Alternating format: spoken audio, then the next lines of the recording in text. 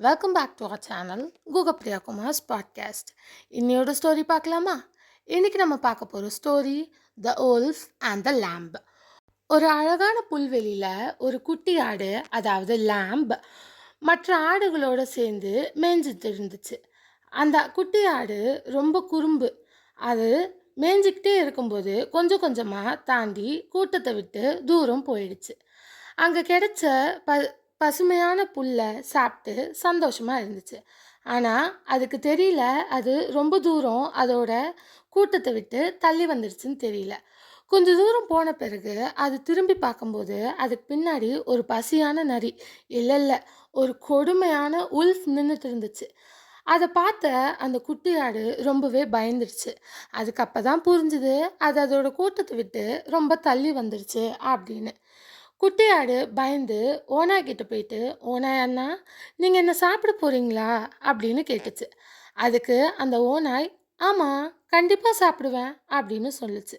ஆனால் குட்டி ஆடு ரொம்ப புத்திசாலியாக இருந்துச்சு. அது சொல்லுச்சு, கொஞ்ச நேரம் வெயிட் பண்ணுங்க, நான் இப்போ தான் ரொம்ப புல் சாப்பிட்டேன். இப்போ நீங்கள் என்ன சாப்பிட்டீங்கன்னா உங்களுக்கு புல் சாப்பிட்டா மாதிரி தான் இருக்கும். கொஞ்ச நேரம் கழித்து சாப்பிடுங்களேன் அப்படின்னு சொல்லுச்சு. ஓநாய் நல்லா யோசிச்சுட்டு, சரி, நான் வெயிட் பண்ணுறேன் அப்படின்னு சொல்லிடுச்சு. கொஞ்ச நேரம் கழித்து மறுபடியும் ஓநாய் சாப்பிட வர குட்டி ஆடு இன்னும் ஒரு ஐடியா சொன்னது. என்ன அப்படின்னா, இன்னும் புல் எனக்கு டைஜஸ்ட் ஆகலை, நான் கொஞ்சம் டான்ஸ் ஆடுறேன், அப்போது சீக்கிரமாக டைஜஸ்ட் ஆகிடும் அப்படின்னு சொல்லுச்சு. பசியாக இருந்த ஓநாயும் அதுக்கு சம்மதிச்சுது. குட்டி ஆடு டான்ஸ் ஆட ஆரம்பிச்சுது. கொஞ்ச நேரம் கழித்து திடீர்னு டான்ஸ் நிறுத்திடுச்சு. ஓநாய் அது பார்த்து, என்ன ஆச்சு அப்படின்னு கேட்டுச்சு. அதுக்கு குட்டி ஆடு சொல்லுச்சு, மியூசிக் இல்லாமல் டான்ஸ் ஆட முடியல, என் கழுத்தில் ஒரு மணி இருக்கு பாருங்க, அதை அவுத்து அதை நல்லா ஆட்டினீங்கன்னா என்னால் அந்த மியூசிக் வச்சு டான்ஸ் ஆட முடியும் அப்படின்னு சொல்லுச்சு. பசி தான் முக்கியம்னு நினச்ச ஓநாய் யோசிக்காம அந்த மணியை அவுத்து பலமாக ஆட்ட ஆரம்பிச்சுது. மணி சத்தம் தூரம் வரைக்கும் கேட்டது. அந்த மணி சத்தத்தை கேட்டதும் அந்த குறும்பாடோட மேய்ப்பான் வந்துட்டான். அவன் வந்ததும் அந்த நரி நிற்கிறத பார்த்துட்டு ரொம்பவே பயந்தான்.